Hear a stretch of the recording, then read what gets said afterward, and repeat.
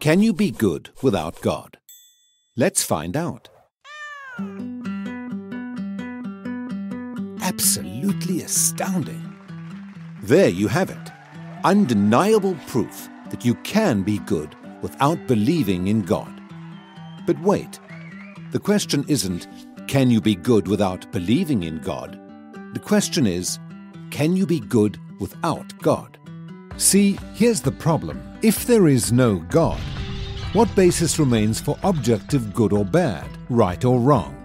If God does not exist, objective moral values do not exist. And here's why. Without some objective reference point, we have no way of saying that something is really up or down. God's nature provides an objective reference point for moral values. It's the standard against which all actions and decisions are measured. But if there's no God, there's no objective reference point.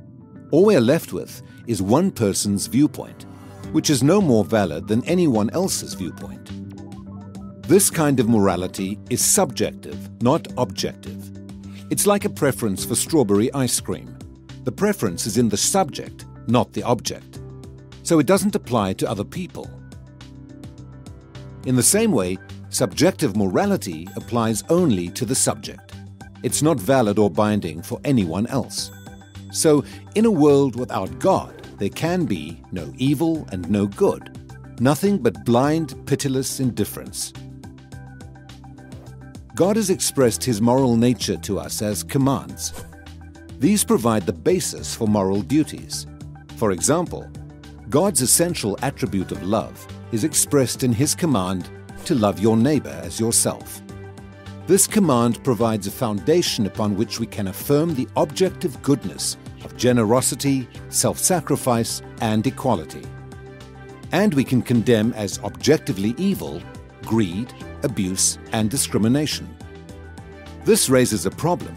Is something good just because God wills it, or does God will something because it is good? The answer is neither one. Rather, God wills something because He is good.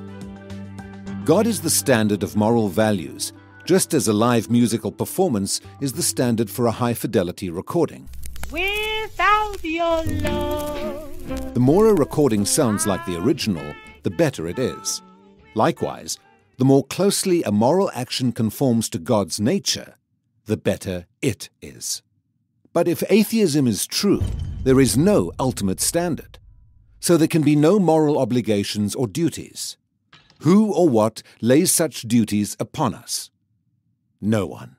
Remember, for the atheist, humans are just accidents of nature, highly evolved animals. But animals have no moral obligations to one another. When a cat kills a mouse, it hasn't done anything morally wrong. The cat's just being a cat. If God doesn't exist, we should view human behavior in the same way. No action should be considered morally right or wrong. But the problem is, good and bad, right and wrong, do exist. Just as our sense experience convinces us that the physical world is objectively real, our moral experience convinces us that moral values are objectively real. Every time you say, "Hey, that's not fair, that's wrong, that's an injustice," you affirm your belief in the existence of objective morals. We're well aware that child abuse, racial discrimination, and terrorism are wrong for everybody, always. Is this just a personal preference or opinion? No. The man who says that it is morally acceptable to rape little children is just as mistaken as the man who says 2 + 2 = 5. What all this amounts to, then, is a moral argument for the existence of God.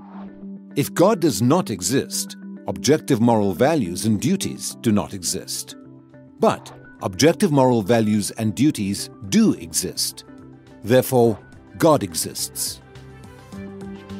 Atheism fails to provide a foundation for the moral reality every one of us experiences every day.